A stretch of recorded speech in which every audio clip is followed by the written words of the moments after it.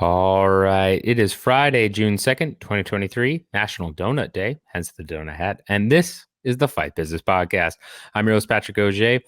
Coming back from vacation, we're going to do things a little bit differently today. Going to be a bit of a shorter episode, and we're going to tackle a topic that isn't necessarily current news, but leads into current news. And that is where the UFC currently sits in the business or product service lifecycle. We need to break down, especially with the financials coming out, that the UFC made more money than all other MMA and boxing promotions combined, right? We need to talk about where the UFC currently sits in that life cycle. Can we expect further growth? Has it reached a maturity phase? Is it going to start declining at some point? We're going to break all of that down. And then that will lead us into our other topics, including the state of UFC cards. I've seen a lot of complaints. Saw some interesting conversation with the UFC's own Mick Maynard and Bloody Elbow back and forth. So that was fun and something we'll talk about. And we're going to talk about MMA journalism ethics, given an incident that occurred while I was gone. Not so much the moral or ethical quandaries, but more of highlighting MMA media's role again in this business, in this industry. Is it ever going to change? Is this the catalyst for change? This is all going to circle back to, again, where the UFC stands, how the monopolistic tendencies of the UFC help to put it in a certain position in the business life cycle. It's all going to come together. You guys will see. And then we're going to end this episode with quick hits. So I'm going to try something out. It's a little bit new. Let me know how you like quick hits at the end, because that'll be more current breaking news stuff. So with that in mind, timestamps as at the bottom, as always. And let's go ahead and dive right in.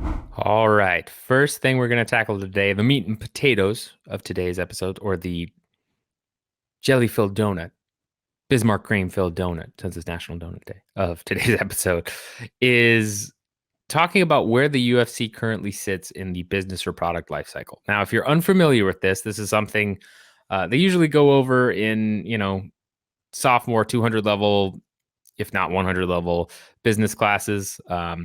You can find this information pretty easily if you just search business or product lifecycle. There is no universal definition, but generally there's somewhere between 4 or 6 stages that are reviewed. We're going to go with the 4-stage model for simplicity. I'll call out here or there as we go through this first, for any caveats to this, where, for example, the Harvard Business Review has stage 3 and 3D and all this stuff. I'll call out where that's where sometimes people might add this stuff in as a separate stage. But for this discussion, we're going to go with 4 stages, and that is introductory or startup, growth, maturity, and then decline. Those are generally the 4 phases for not just businesses, but also product or service lifecycle, because most businesses run off of, a particular product or service as their main driver. Even if they're a huge conglomerate with multiple product and services, that all just aggregates up, right? You have multiple different products and services coming in at different stages, and that all leads to where your overall business is. And generally follows a curve like this. So it goes up and then kind of peaks and then goes down, sometimes dips and stays there for a bit. But inevitably, it kind of declines and kind of plateaus at different levels once you reach the maturity and decline phase. So breaking these stages down, introductory or startup phase, that's pretty straightforward of, hey, you've got a new business, got a new idea for a product or service, you're putting it out there. This would have been the UFC in 26 or 30 years. Wow. I was going to say 26 years ago, because it feels like just yesterday I went to the 25th anniversary fight. But yeah, that was 5 years ago. So 30 years ago, right? When before Dana White and the Fertittas were ever involved, you did the original UFCs with no time limit, all this stuff. You're just trying to get out there. You're no holds barred. It's got a lot of public and political pushback. That's the startup phase. And technically, when we're talking about the UFC during that time period, right, they failed as a startup. I mean, when you look at the original founders, right, and them trying to get traction, basically getting blacklisted due to political pressure and pushback, they had to sell. They had to sell the IP.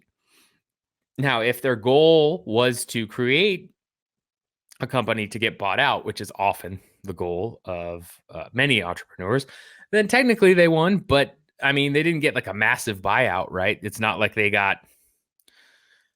I think the story is they bought it for $2 million, so split amongst I think it was 6 or 8 people. They got paid, but it's not. It wasn't a loss, but it's not like it's not like Endeavor buying the UFC from the Fertittas, right? For $4 billion, where, man, you got a crazy ROI on your investment.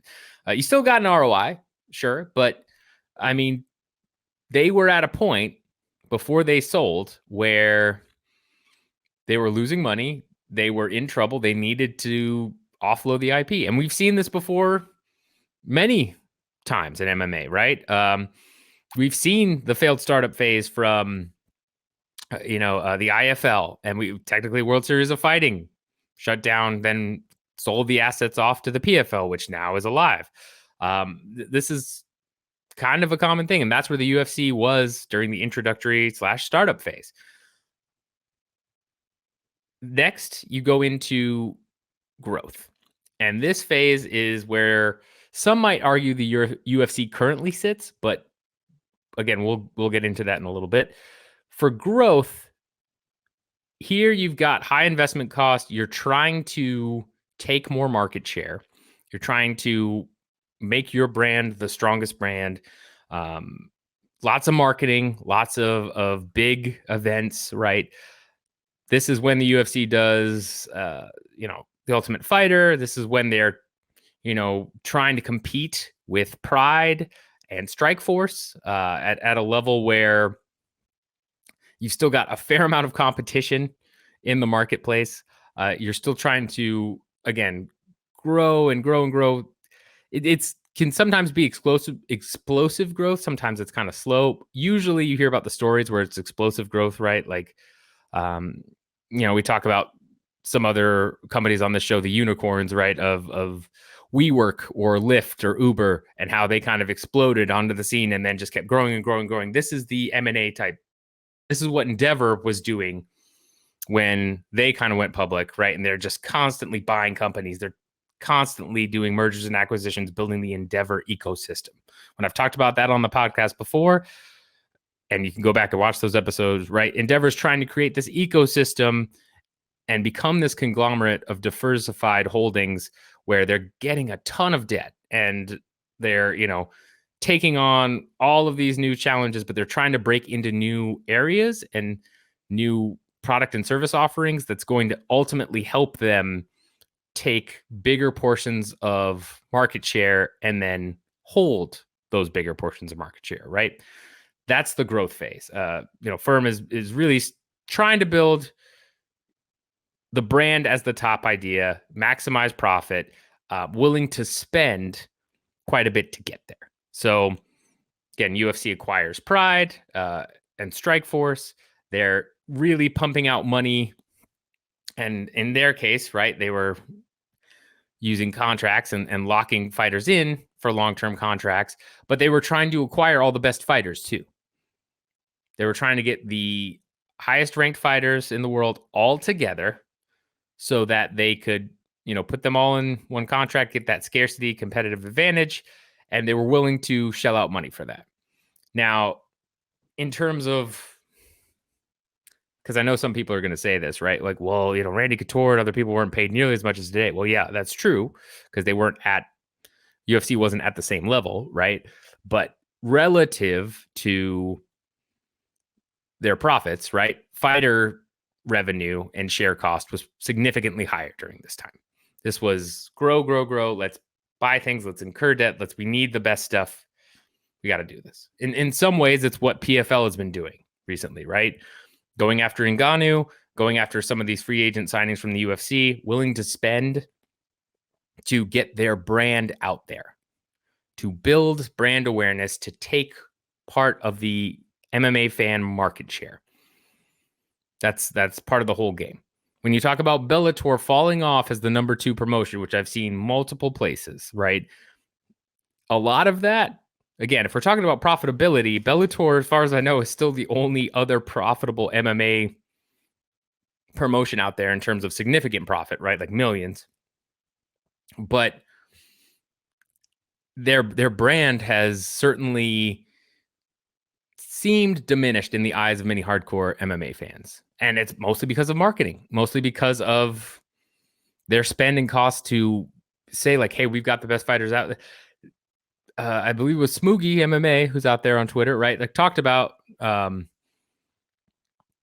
think it was him. It might have been John from Kowloon. Either way, um, talked about how part of the reason Bellator is still profitable and surviving, I wouldn't say thriving, is that they're not spending a ton on marketing.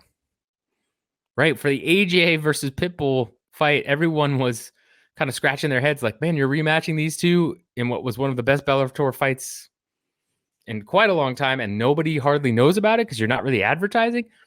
They're keeping advertising costs down. Probably because they figured out when they advertised hard, it didn't necessarily lead to new customer acquisition. And if marketing can't be tied to new customer acquisition, it's just a sunk cost. You don't have to be out there in everybody's face saying, like, hey, we're the best. The brand perception is huge, right? I mean, again, that's part of how you build and grow. But in Bellator's case, where they're just trying to turn a profit and look profitable, especially to a potential buyer, right? You keep costs down. Bellator would be in the maturity phase, which we're going to talk about here in a second. But growth, again, is really about maximizing profit, willing to spend high to gain that share and to gain new profitability.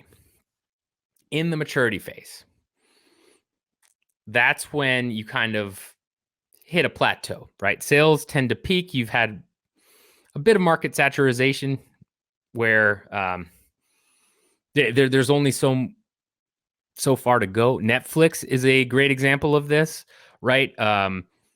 Essentially, analysts recently pretty much determined that Netflix is now in as many households as it's ever going to be in.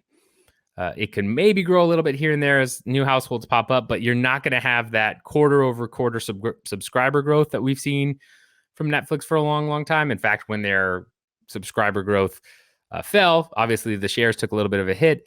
And so in this particular phase, you're trying to maximize profit and then cut costs. Basically, your sales have hit a point where you're not going to get much higher than this. So the way you maximize profit is that you cut cost instead. You're looking for different ways to reduce your operational costs so your profit still grows because revenue isn't going to necessarily get higher. In Netflix's case, right? The infamous rolling out of you can no longer share your password unless you're on the same internet, different ad tiers and things of that nature. So they're bringing in advertisements. Technically a new product, but like really, it's just a way for them to reduce their operational costs. And I'm sure internally, right, they're looking for many different ways to streamline things and bring overall costs down. This is also a huge thing we're seeing in terms of AI, right? You had the infamous story of a eating disorder helpline that got rid of their frontline staff, all fired, and then replaced it with an AI chatbot. It did not go well for them. The AI chatbot said things it shouldn't have. They had to shut it down. Was a whole big problem. But that type of move from, hey, we're going to reduce our costs by getting rid of excess employment, getting rid of non-performing business functions and units in the maturity phase, that is essentially your main goal, is where can we cut costs? We're done looking at new growth, you're not completely done. You're always looking for new opportunities for growth and new markets and things of that nature, but you're less focused on that and you're more focused on where can I cut my spending, right? If am maxed out at my salary right now, I know I'm not going to get a raise in 5 years because I pretty much hit the top tier of the raises. I can either look for an entirely new job, but if I want to stay in this job, I like it, blah, blah, blah, and I want to make my money and go farther, I look to reduce my spending, right? It's another way to look at this. So that's the maturity phase. Again, you're at this point, your competition is generally higher, right? You're usually like locked in kind of a battle for market share. You've reached your maximized market share, and you're still struggling to either maintain it or slightly chip away at competitors. Netflix, again, with streaming wars and all that fun stuff going on, is an example of this. UFC is a little bit different, right? Which we'll circle back to here in a second. But you're generally facing higher competition. Your advertising and your marketing can be higher to maintain depending on cost, but it again depends on all about your operational efficiencies. That's really what it comes down to. The decline. That's the final phase. That's when you start to lose sales a little bit. You don't spend much at all, right? You're basically, oh, we're done with advertising. Everybody knows who we are and what we do. We're not really gaining any new market share. We're not trying to go out and acquire new things. We're making our set profit. A lot of companies in this phase are what you would call the dividend stock type, right? You're looking for new products and services generally to kind of boost you back up and restart the cycle. But at this point, if you don't change your product or service offering, you're kind of a well-known entity just making the same amount of profit, chunking out dividends to investors. Your execs are getting paid, your employees are getting paid, and you're kind of slowly losing your market share to new innovation or changes in consumer taste, et cetera, et cetera.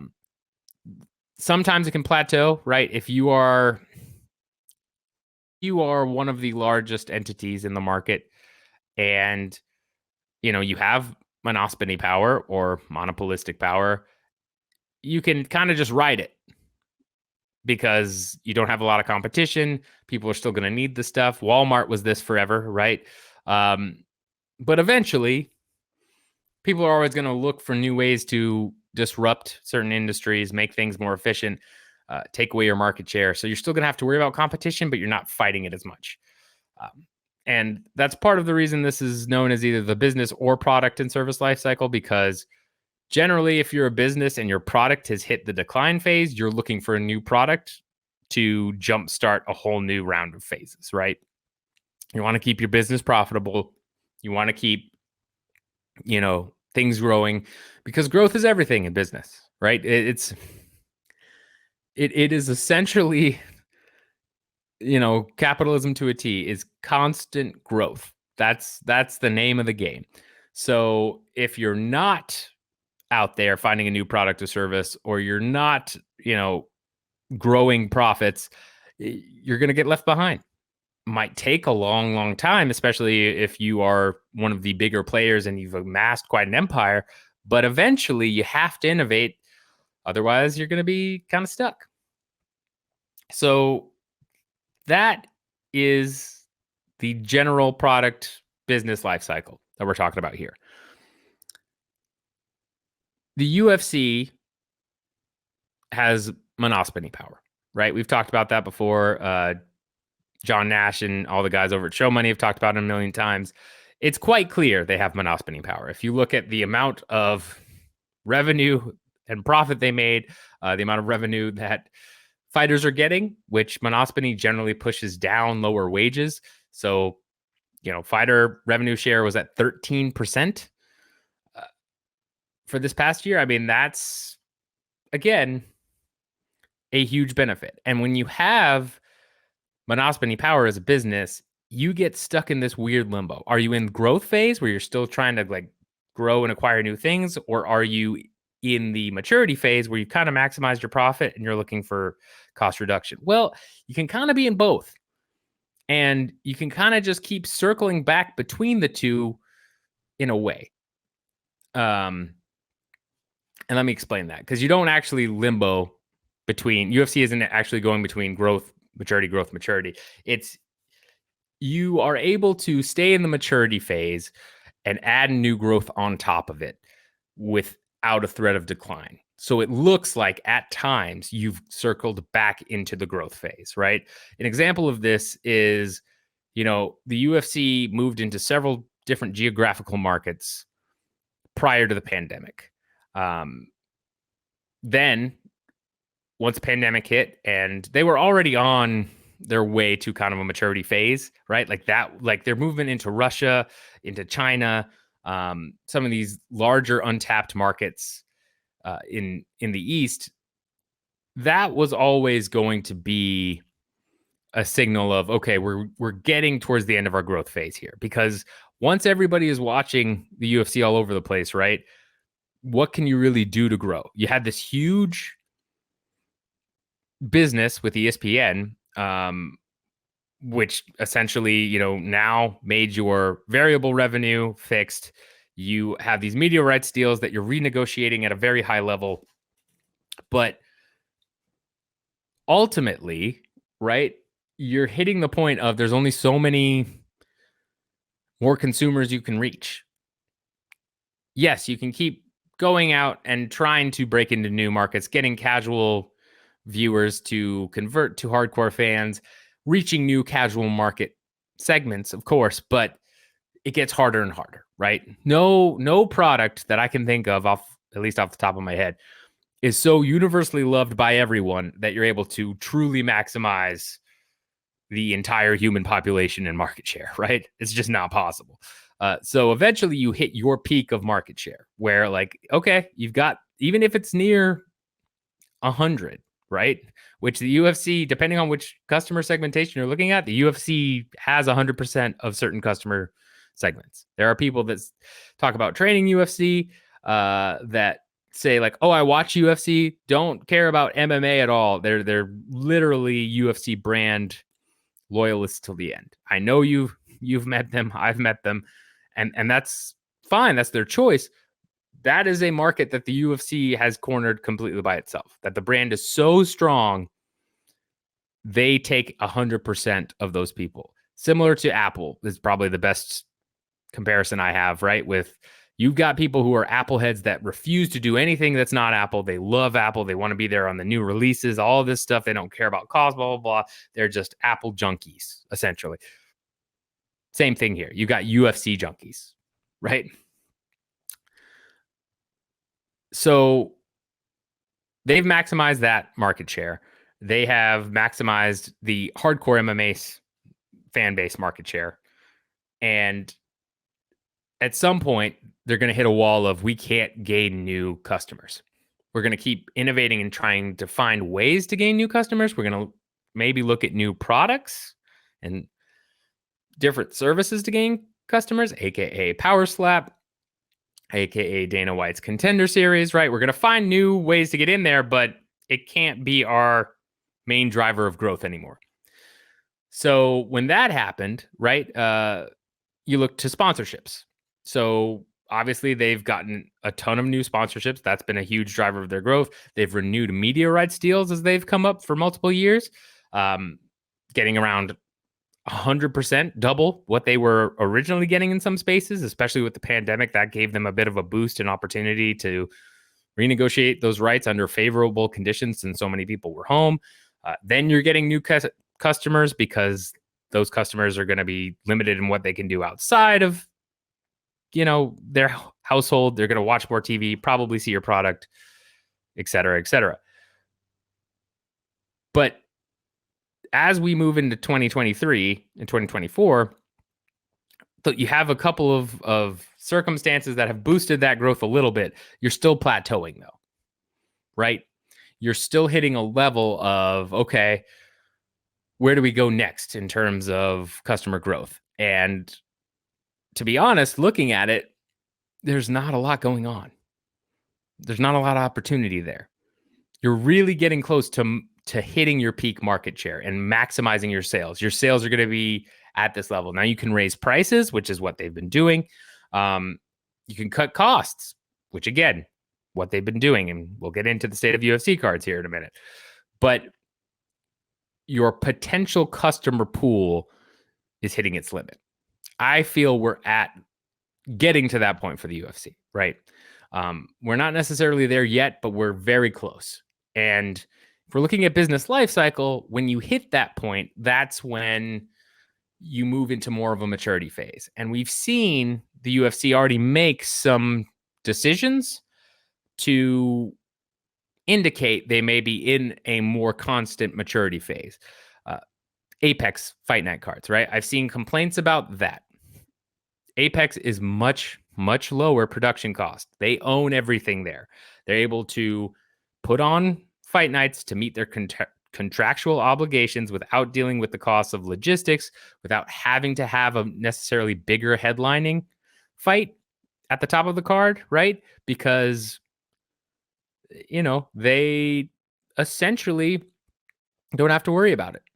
I mean, you've got a VIP audience of like 50 people or something. I mean, because you can only get seats through that VIP experience. I mean, that's just, again, cutting costs.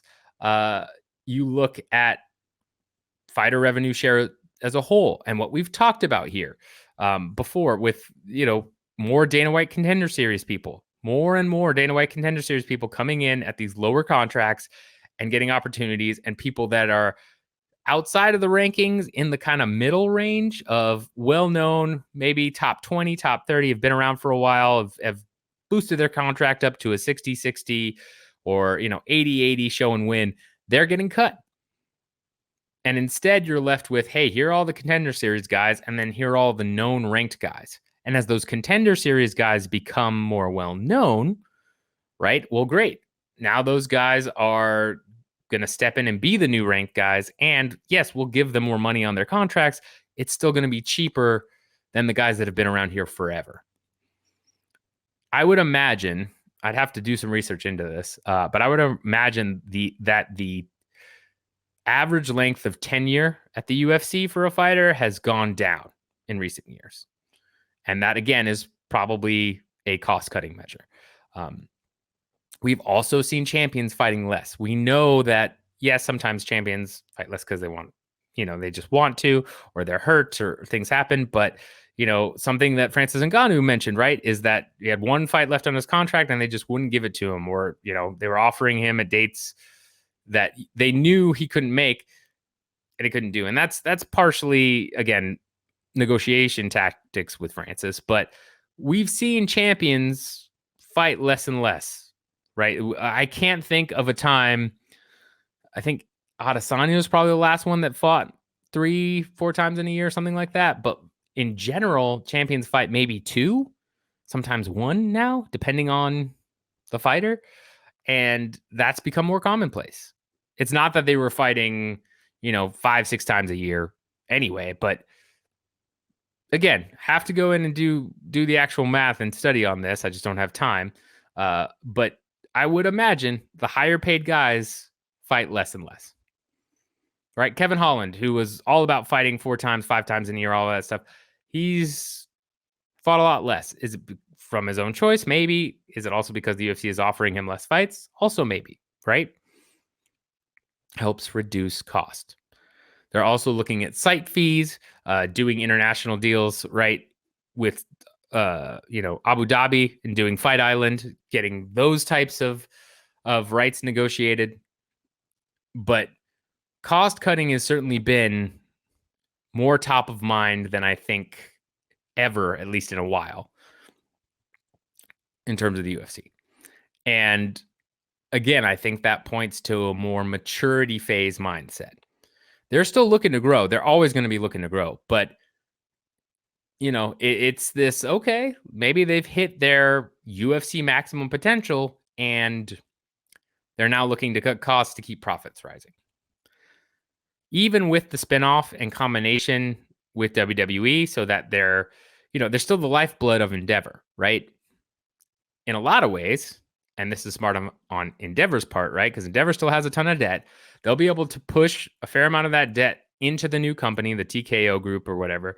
But then they're also now going to get the UFC's profits as well as WWE's, which WWE is currently in the midst of a resurgence, right? And kind of this growth spurt. So they're looking to take advantage and almost diversify their revenue portfolio in a way in order to help pay down the rest of their debt. It's a smart move. It's a very smart move on Endeavor's part. But that, again, also shows to me that this product, the UFC fights, right, might be internally viewed as reaching its limit of sales. I'm not saying that that's where it is for sure, but these are the type of moves I've seen in companies before where a company is saying, okay, we've kind of maxed this out. How can we reinvent it or gain new growth or whatever? And if we can't, what can we do to maximize profits through cost cutting measures? And what can we do to move on to the next item, essentially, right? And make no mistake, when the UFC does hit a true maturity level, which it will, because all companies do, even ones with monopoly and monopolistic power, right? You hit a point of like, well, there's just no more growth here. When that happens, unless you have a population growth, which isn't happening, and again, that's a whole other conversation. When that happens, Endeavor is going to look to its other products to grow them, to have, the UFC kind of be, again, the tried and true, this is our revenue, this is our bread and butter, but they'll look for growth in other areas. I think we're at the turning point with the UFC. My opinion is we are watching the UFC right now turn from growth to maturity phase. They'll still make some moves here and there. They're doing road to UFC, right? A couple of things, but this 13% fighter share revenue instead of the maximum 20% that they pitched back when Endeavor bought them, as well as just some of the other decisions they've made with keeping the Apex fight nights going, looking at the state of fight cards, which we're talking about next. Every indication in my book sounds like great. We've hit great profits here. We need to find ways to keep maximizing those profits, but we're going to start getting essentially hitting our level of returns here, diminishing returns, right? If we're a production facility, we've hit the point where we can keep innovating, do all this, but instead of doubling our amount of production, we're probably going to increase it by 5-10%. That's what we're seeing profit wise right now for the UFC. Doesn't mean the UFC is going away anytime soon. You can stay in the maturity phase for literally decades upon decades. I mean, hundreds of years, technically, if you look back at some of the companies that have been around forever. I mean, 100 years-ish. Well, no, there's hundreds of years. But doesn't mean they're hitting the decline. Doesn't mean they won't have a bounce back, especially with the monopoly power, right? A good comparison here would be something like the NFL or the NBA, right? Like those essentially are monopolies, where we see people trying to challenge them. Big Three League and NBA. Now we're seeing Puerto Rico and a couple of NBA stars move to other leagues and things of that nature internationally. We see on the football side, XFL, USFL trying to do that, but they're essentially in the same boat in that regard of being a monopoly of this is the name, this is what everybody assumes is the sport. And even they have, been declining in viewership and trying to find ways to bounce back. Doesn't mean they can't have a big resurgence. Doesn't mean, they can't figure out ways to change things. MLB just instituted a bunch of new rule changes, right? Bigger bases, pitch clocks, all that stuff to try and make the game more exciting. But those are companies, that's where the UFC is going to end up one day, if it's not turning there right now, right? They're going to be that this is what MMA is known as in most circles, UFC, and they're going to find new gimmicks and try and do things to do whatever, but viewership and interest will eventually start to slowly but surely decline. You'll still have a hardcore amount of fans and a hardcore amount of, diehard consumers, but at some point, they're going to hit that level. If the NFL, NBA, MLB, NHL, Big Four, right? If they're hitting that level, of course UFC will hit that level at some point. And again, we've seen spurts of, okay, here's a big boost here, here's a big boost here. Cycles, right? Where those sports remain super popular, or, at least popular enough they're making money, but you're still going to hit a wall of maturity where you're not seeing NFL suddenly double its viewership or even increase it by 15-20% on average. You're not seeing that.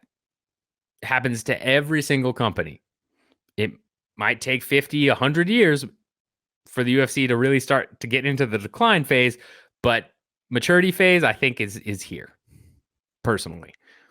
Love to know your thoughts on this. Let me know if this makes sense. I know that was a long conversation. Wanted to give enough background and kind of talk about where things are. But let me know if this makes sense to you, if you believe the UFC is in the growth phase or maturity phase. Love to get your thoughts on this. But yeah, we're going to move into the state of UFC cards next, which talks a little bit about why the UFC, might be in the maturity phase itself. All right, next up, we're going to talk about the state of UFC cards. We've talked about this a couple times on the podcast over the years. Yeah, years. But I feel like it's reaching ahead again, so we need to talk about it again. You had Mick Maynard tweet out during a weekend, right, Memorial Day weekend, when we didn't have any UFC cards. Tweet out, I bet Bloody Elbow complained about the cards. That led Kid Nate, or Nate Wilcox, founder of Bloody Elbow, and current leader of Bloody Elbow, to state, it's about the quality of the cards, blah, blah, lots of conversation. You had many people chime in saying, the cards are terrible compared to how they used to be. That, yes, they're still fun fights, but, it doesn't have the same significant relevance because we're not getting like ranked fighters or known fighters. You're not building stars, all this other stuff. I posted a question out on Twitter that essentially asked, what incentive does the UFC have in the short term and medium term to stack these cards, to stack fight night cards and do this type of stuff, right? To change the way they're doing, especially when it keeps event costs down. Remember, we just talked about how the UFC is probably, at least from my perspective, moving into more of a maturity phase where they're looking at maximizing cost cutting over maximizing new growth and profits. And when you look at the per event cost for this weekend's fight card, right? You got Kai Kara France versus Amir Albizi. You look through you've got a couple of names on there, but like, you look at the cost of that event, it's probably significantly lower than if you threw on, a couple of heavyweights that are well known, a couple of ranked guys, or, guys in the, zeitgeist of MMA, like Nico Price, right? Or people like, I guess, you got Alex Caceres on there. He's a good example of somebody who's not ranked. I don't think he is at this point, but somebody on there who's a name, right? Been along around enough as a name, probably making more money than a lot of new guys, but isn't, ranked and isn't like fighting for a title at this moment. But if you had more Alex Caceres is on the card, right? Where as a hardcore MMA fan, you might look at the card and be like, oh, this is, this seems like a pretty good stacked fight night card. What incentive does the UFC have when people are still going to watch it? And I got a response from Jay out on Twitter. Shout out to him, where he talked about, long term, he's going to watch just a couple of the fights. He'll still watch, but, long term, it could affect things, which I agree. Long term, right? If you have hardcore fans where, again, suddenly you're tuning out lots of fight night cards, and then you go to these pay-per-views and you're like, who are these guys or whatever, that's going to affect your consumers. It's going to affect your viewership, which can in turn affect your sponsors, your media rights deals, all that fun stuff. So long term, I agree that this could have an effect if hardcore MMA fans start to kind of balk at this. Will depend on the percentage of them that balk. Will depend on whether or not they'll still tune it in if there's nothing going on that particular weekend.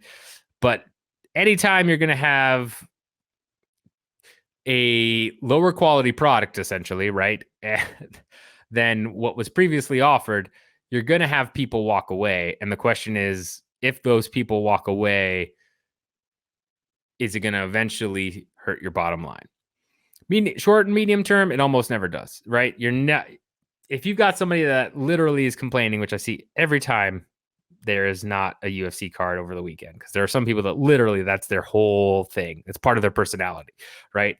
I don't know how many people I saw complain, oh, Memorial Day and there's no UFC on. Oh, it's like, yeah, there was other MMA on and there was other stuff to do, right? But they're so sucked into this. And I mean, I'll be the first to admit I was that way when I first got into the sport, right? I was like, I want to watch every card. I want to get into this, right? Especially try to get into media. I was all about it. But at this point, I'm not nearly as much. But when you have more and more of those people, they short term they'll still tune in and be like, well, this is fine, and oh, there's still fun fights, but it's a little weird. But as you keep churning out those cards, right, that's going to wear on them till they'll be like, well, maybe I'll skip this one, it's fine. And then suddenly I'm skipping a couple, and then all of a sudden I'm not watching anything outside of the big pay-per-views, and then I'm just kind of tracking my favorite fighters. I'm not even watching the big pay-per-views, quote unquote. That's a problem long term. But short and medium term, it doesn't really affect anything. And right now, right, with ESPN desperately trying to get more subscribers, Bob Iger coming out and saying, like, we're not selling ESPN. It's going to be a huge part of the Disney portfolio. We want to grow ESPN Plus. UFC is by far the biggest and most, lucrative option for Disney at the moment. And that's not lucrative in the term.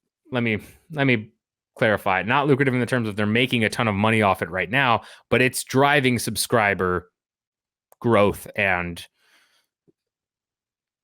membership. Right? If Disney announces, hey, we're getting rid of UFC tomorrow for some reason, you'd see a huge plummet in ESPN Plus membership right now. And again, from Disney's perspective, they're trying to get those fans in and then find more content and add more content while they're negotiating all the other big sports rights deals and all that fun stuff, doing the 30 for 30 stuff, doing the extra shows, right? This part of the Ultimate Fighter with Conor McGregor coming on, all that fun stuff, to build their content so that they have members where they don't rely on UFC as their sole driver. But either way, right now, fight night cards are definitely diminished in quality compared to where they were at one point. And people are starting to notice more, but there's no business incentive to change that. There's just not. Even long term, right? Is the amount of viewership you're losing really enough that it is going to be worse than the offset costs by having more Dana White Contender Series fighters, putting more Apex events on, right? I don't see any indication that it is. When you look at the financials, if anything, it's working out very nicely for them. It's there's nothing that's saying like, hey, if we keep putting on bad cards, people are going to tune out enough that it's going to be a problem. And we're not going to see the viewership numbers, right, on ESPN Plus because they hide that.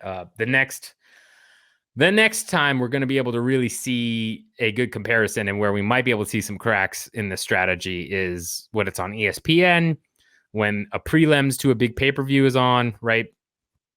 Then we might kind of see it. But by all the indications right now, even some of the pay-per-views where it's been like strong-ish, but nowhere near compared to what it was, 4 or 5 years ago, they're still doing very good viewership.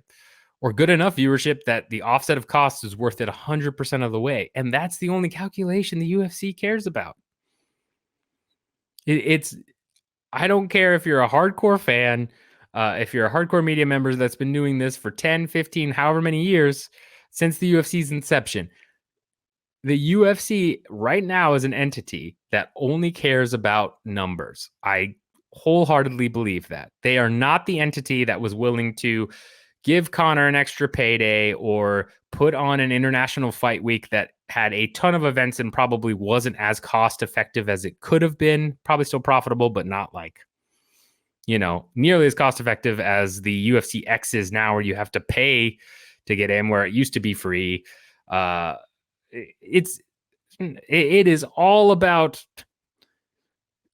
getting money back into investor hands and making the execs look good and growing and it is Wall Street and capitalism to a T right now. It is not about making fans feel good. This happens with every company too. I hate to burst the bubble, but there's a reason why when people talk about working with startups, or no matter what industry you're in, right?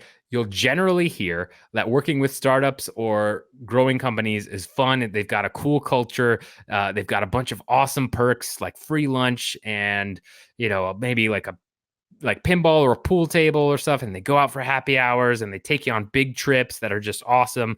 And it's got this cool culture. And you never hear that about the IBMs or the Microsofts. You kind of hear it about Google, but even Google's reputation has taken a hit recently, right? In that regard, where you used to have like slides and all this other stuff. A lot of times, that's because all of those cool perks and everything are not nearly as cost effective as they could be. And money crunchers, once you get into the maturity phase, start looking at where can we cut costs? Okay, we're getting rid of the free lunches. We're getting rid of blah, blah, blah. Like, that's just how it goes. You don't hear anybody working at Charles Schwab being like, man, there's like such an awesome like vibe of culture. You're able to do whatever. It's like, no. I mean, maybe there are some people out there like that, but I haven't heard any, right? That's how it goes. And as a result, the product almost always gets worse for the end customer. Remember, most of you are not old enough to remember this. I will admit I was not alive when this happened, but I remember my father telling me about it. You used to be able to just check your bags on planes for free all the time. I do remember a time where you were able to choose your seat and not have to pay if you wanted a preferred seat for some BS reason, right? And they said, oh, it's about weight, blah, blah, blah. There's what? Like, no, you were able to just put bags on the plane fine. And it was supposed to be temporary. And, oh, now you have to pay for checked bags unless you buy a membership into blah, blah, blah. Like, this is how it goes in every company.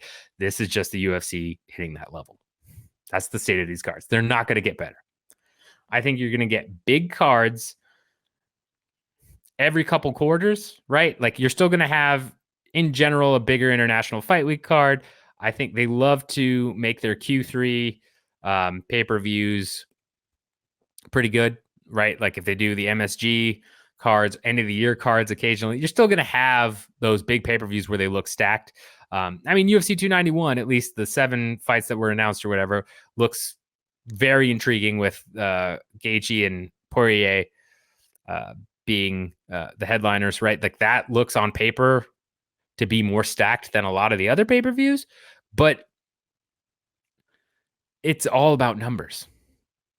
And compared to UFC, the period we had with UFC 200, UFC 199, UFC 217, 205, like that whole like Conor McGregor, the MSG first couple MSG cards, all that stuff where it was like, wow, these are stacked up and down. UFC 200 on paper, man, didn't end up that way, but on paper originally, dang, it looked amazing.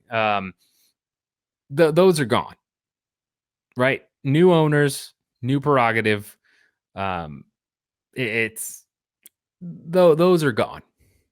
I'm sorry. I hate to tell you this if you're a long time fight fan, but at least for the UFC, those are, I do not see them coming back except for exceptional occasions, right? Like maybe UFC 300. That might be the one where they, again, stack it up and down because it's a big milestone for them. Sure. But outside of that, you're going to get the occasional big pay-per-view and that's it. Fight nights are going to be like they are this weekend. That's going to be the norm moving forward. And it's probably only going to get worse. I believe we'll get to a point where we have multiple fight night cards in a year where you don't have people ranked fighting in the main event at all. I think we will eventually get there. That's probably still several years out, but I think we will eventually get to a point where you do not have a ranked fighter in the main event of a fight night card, or maybe even on the card as a whole. I think that has potential to happen. Unfortunately, this isn't the era where fight night cards were headlined by championship fights. That used to happen. Wasn't that long ago, right? So I hear you on the state of UFC cards. Let me know how you feel about it. Do you think it's getting worse? Are you okay with it? Are you still going to keep watching? Tell me the incentive. Because again, Jay brought up a point that like long term, yes, I hear that. Short and medium, though, I tell me the incentive the UFC has to not do that. Where it's going to make up for spending an additional 20, 30, 100 grand on an event to get more name fighters. I would love to hear your idea there, or a counterpoint to this, because right now I can't see it. I can't see any reason fiscally why they would make that change, why they wouldn't keep putting on these pretty, lackluster cards to fulfill their contractual obligations and get money and reduce their cost. Let me know. I'd love to hear your thoughts. All right. Next thing we're going to talk about, albeit briefly, is the state of MMA media and its effect on the business. So if you missed the open letter from Bloody Elbow and the whole Twitter interaction between Scott Fantana and Amy Kaplan, essentially at a press conference, Amy Kaplan takes $100 from Dana White for correctly guessing that Henry Cejudo was calling up to ask for a fight against O'Malley in August. Fantana asks, hey, like, which media member did this? Because in the press conference, you can see it, and Aaron Bronstetter had tweeted out, an MMA media member gets $100 for guessing this. So Scott says, who did this? Like, who accepted this money? Amy says, I did. They go back and forth. You can read the thread on Twitter. But essentially talks about, the ethical quandaries of it. This leads Kid Nate at Bloody Elbow to release a story talking about how, accepting $100 is the least of the problems. We need to be focusing more on the hard-hitting aspect of the sport. Sites are getting paid money by promotions, and then those, sites are then sending people off of that money to go cover the sport, etc. They're burying stories. Kid Nate has a Twitter thread talking about how he's buried some stories and all that stuff. Jonathan Snowden, I believe, released something on Substack about it as well. Here's the thing. We're going to talk about this from a business perspective, right? We've talked about this topic not that long ago, a couple months ago, but this, again, highlights an example of where MMA media is at and its function in the sport. If you are in MMA media, access to the bigger promotions, UFC being the biggest, is big. If not, sorry, I used big way too much there. It's huge. It's a lifeblood for stories and, clicks onto your website, which, as we've talked about, media has changed forever. It is much, much different than when you had newspapers distributing, their content via paper. You had prestige for certain newspapers. You had many more gates to information where it was unlikely someone was going to be bombarded with 10,000 different voices. Instead, there would be 5 or 6 of, the standard voices, and that would come out in the Wall Street Journal, the New York Times, the Chicago Tribune, right? You had that increased a little bit with cable, where then you start adding in Fox News, CNN, etc., MSNBC, like all into the mix. With the internet and the rise of, click media and click advertise revenue, that exploded into if I Google search something, it's all about SEO and ranking and where, our particular story comes up in search results. Because I don't know if you guys know this. I feel like I've forgotten this many times. But if you just click and put in a search in Google, the amount of results you get for certain things is insane, right? Like I feel like people forget that. Let's say if I just type in Dana White into Google, I'm doing this live. And you know what it says? About 422 million results that you can go through. If I do Dana White breaking news, I get reduced, but still 12.8 million results. And the first thing that comes up is a YouTube video and several YouTube videos and a site that I've never heard of before, a couple of sites, one that I have heard of, but I mean, it's all about SEO because how many times have you scrolled down and actually clicked in past? I know people have done page 2. How many people have ever gone to page 3 or 4? What about 10? When was the last time you went to page 10 in a Google search of 12.8 million? Which isn't that much compared to, the amount of search results out there.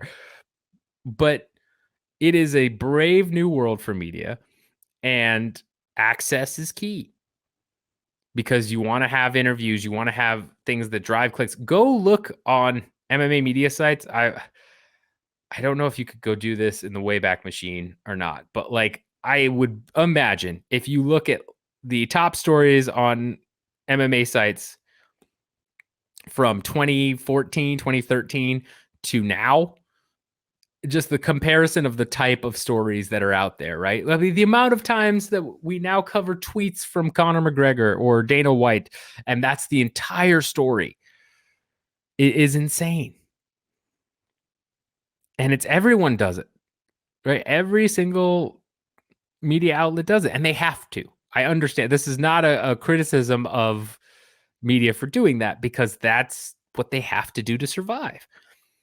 But when you talk about this particular incident, right, and journalism ethics, yes, I think this crossed a line.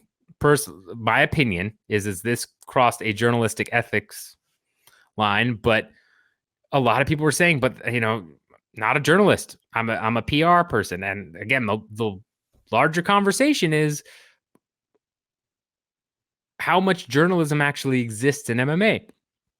The current function of MMA media is brand awareness from a business perspective, right? If you're a promotion, anyway, let me phrase it this way. If you're a promotion, it's brand awareness, product awareness, right? So a big fight coming through, you want these people to tweet it out positively, right?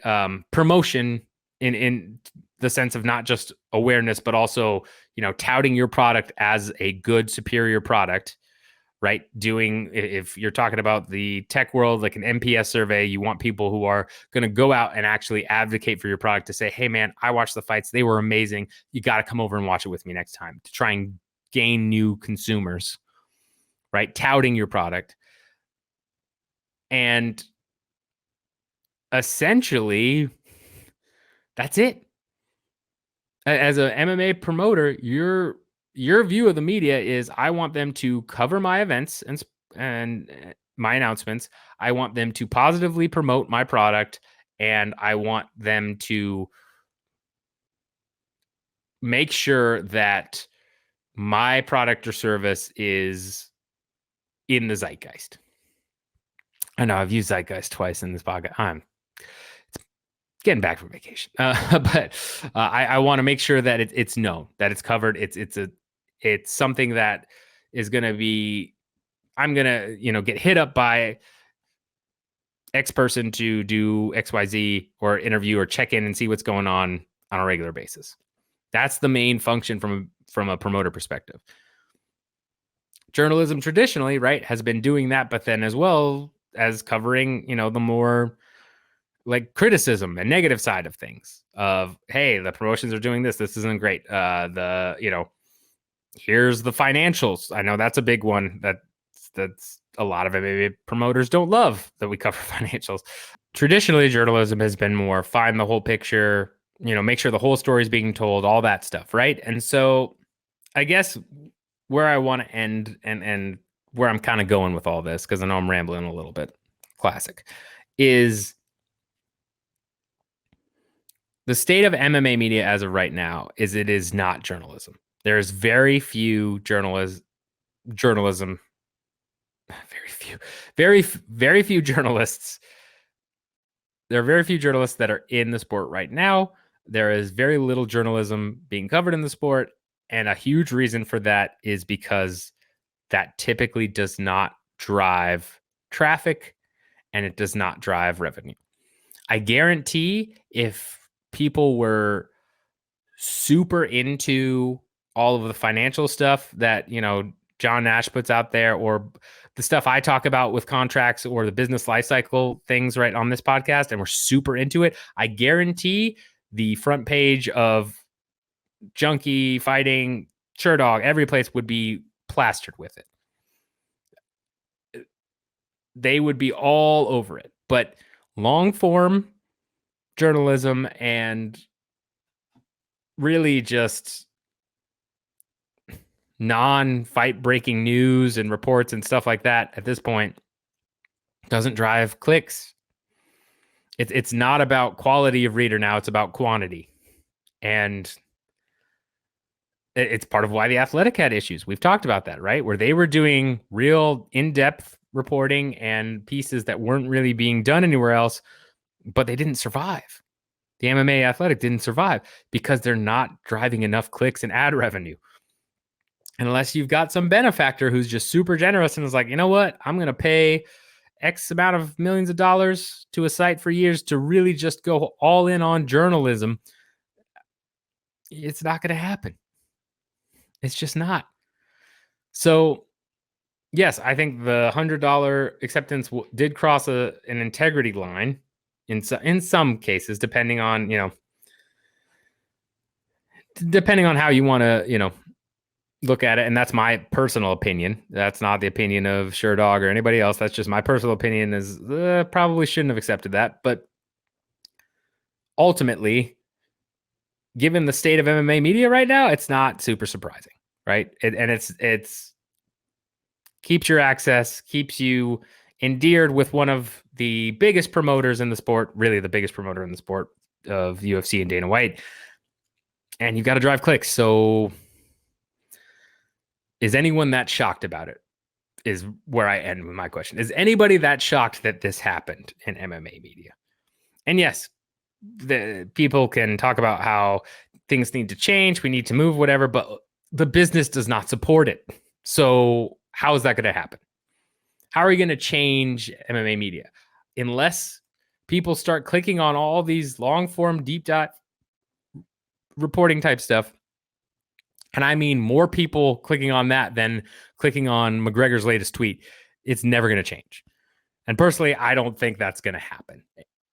I think we're moving even more and more into he said what, or this is happening, or, that's really where we're at. So let me know your thoughts on MMA media. You talked about it longer than I wanted, but, just let me know what you think. If you think I'm correct, if you think there's a way to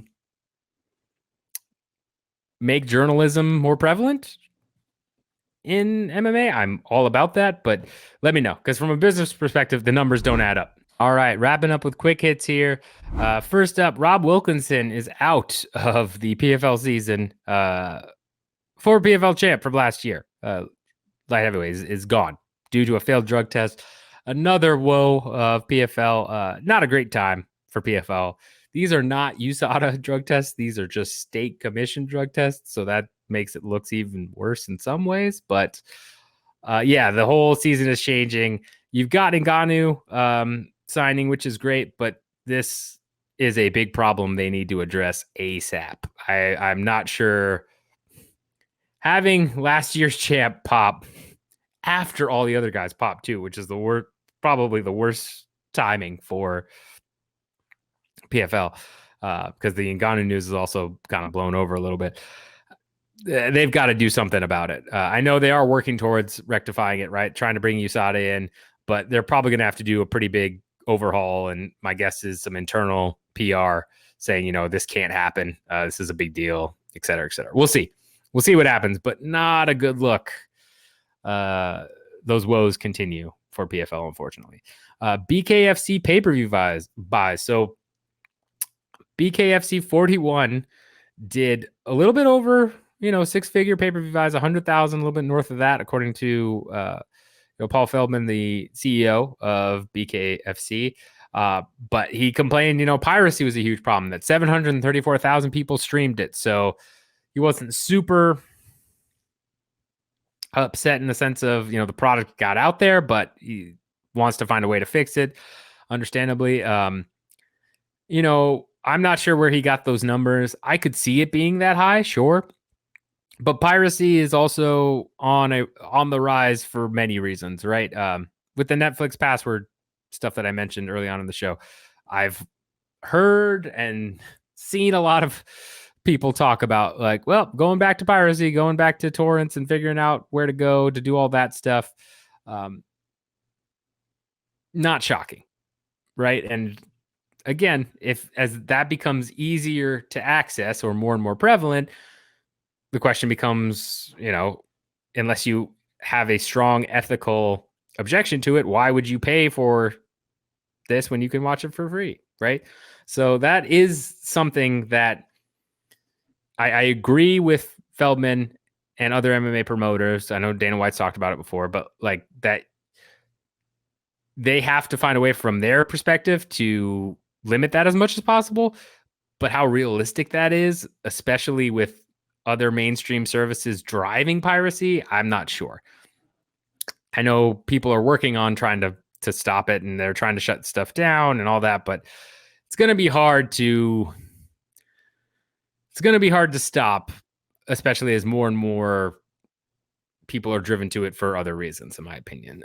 Still, 100,000 plus buys for BKFC 41 is not bad by any means. It's still, I mean, that's solid for BKFC. That is a solid number, so he should be happy with that. Last thing I want to talk about, quick hits, is some information that came out from Nick Atkins over at SCMP regarding Aung Song and Martin Nguyen being free agents. So if those two are, Aung Song is, you know, free agent, Martin Nguyen also, I believe he hints at, you know, is a free agent as well. So, I mean, that's pretty big. The question is, I mean, Nguyen's a little bit older, right? And a little bit not washed, but he's not, you know, the champ that he was at this point, I would say. Same with Aung Song, right? He's not holding gold anymore. RDR kind of, you know, put that kibosh to him.